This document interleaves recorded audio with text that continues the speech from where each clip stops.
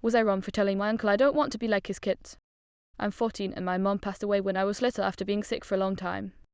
Before she died, she arranged for me to live with her best friend, Katie. After my mom died, my uncle Nick tried to get custody because he believed I should be raised by family. Katie ended up adopting me, but I still visit Nick and his family about one weekend a month. The visits aren't court-ordered. Katie just wants me to maintain a relationship with my biological family. Nick and Katie parent very differently. Katie and her husband are both doctors. I've always gone to private school, and my school is academically ahead of the local public schools. I do competitive cheer through school and competitive dance at studio.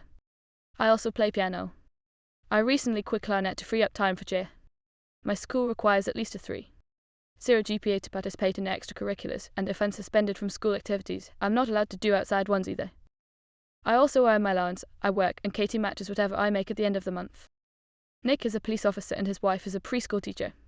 They homeschool their 3 kids, mostly for political reasons. His kids go to church, youth group and choir but don't do other activities. They get money without having to work for it.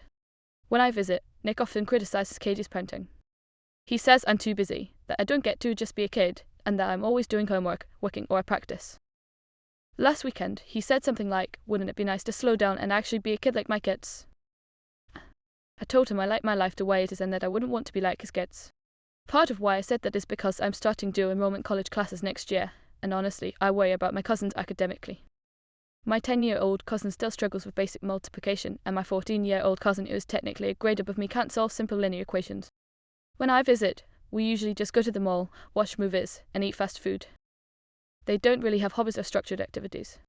Nick got really angry and said I had no right to criticize his parenting or insult his kids. He called Katie and told her to pick me up early, calling me a spoiled, entitled brat that thinks she's better than them. Katie later told me I probably should have just smiled and nodded instead of saying what I did.